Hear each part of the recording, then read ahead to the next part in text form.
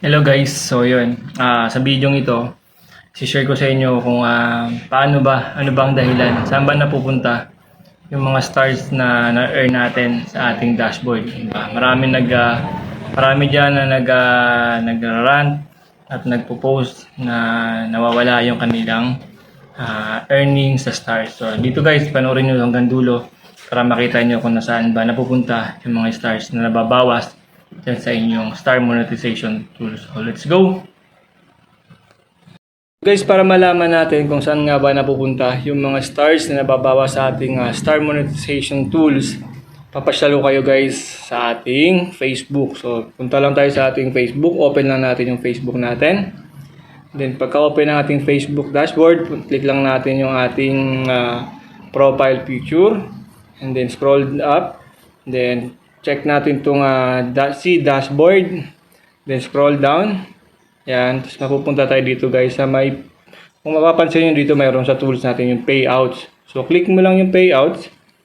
And mga idol, so yun, meron tayong previous earnings dito. So hindi dito yung ano natin kasi sa page ko yata to galing yung earnings na to. Dati-dati pa.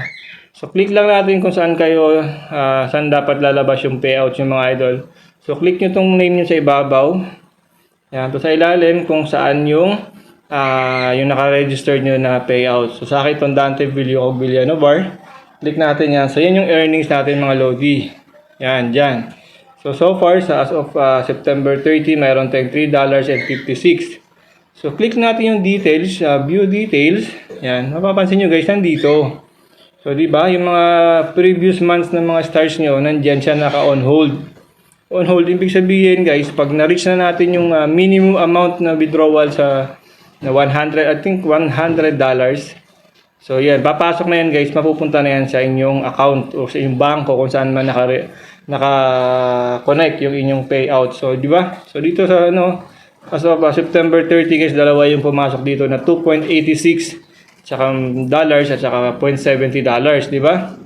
So diyan napupunta guys yung hinahanap nyo dito sa ating monetization tools na stars, di ba? Pag click mo yung stars, di ba guys, ganyan. So di ba?